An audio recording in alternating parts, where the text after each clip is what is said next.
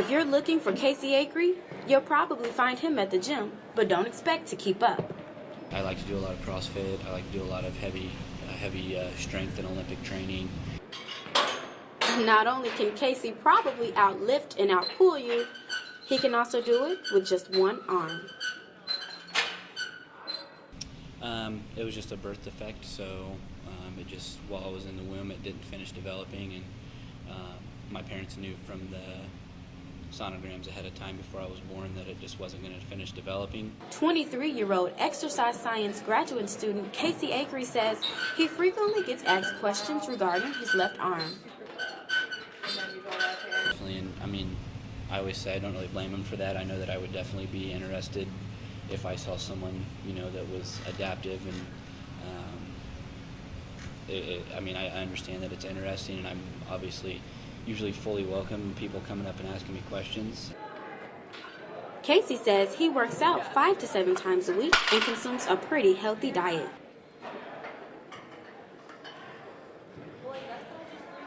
I try to avoid a lot of dense sugars. I haven't drank soda for maybe a few times ever since I was in like 8th grade. In Charleston, I'm Carlita Dixon for WEIU Newswatch. With the Christmas holiday approaching, travelers are able to fill up their tanks for a lot less. I think for me, it really helps out a lot just because I am a college student, and yes, I have a part-time job, but I don't get paid that much. So with the prices being low, I can just fill up and go whenever I want, go see my family or go wherever I want. Tyus also says, with gas prices being as low as they are now, she has more time to focus on buying Christmas gifts. Department of Biological Sciences Dr. Karen Gaines looks at the low gas prices from an environmental standpoint. With lower prices, people will possibly drive more. Demand will go up, okay? So that will, of course, increase carbon dioxide into the atmosphere, which would have negative consequences because carbon dioxide holds heat. Some of the toxicological worries that you might have associated with oil production actually might be minimized, but the broader global climate change issues, that would be increased. In Charleston, I'm Carlita Dixon for WEIU Newswatch.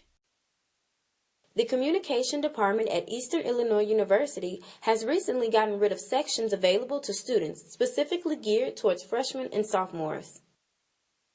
But going forward, I think it's going to be hard for students, especially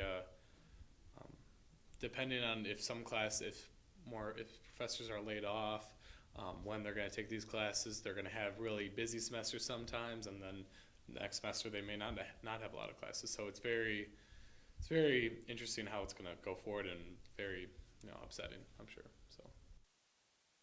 The Communication Department's Associate Chair, Michael Brad, explains how even though there hasn't been any major cuts with classes, availability of those classes have been reduced.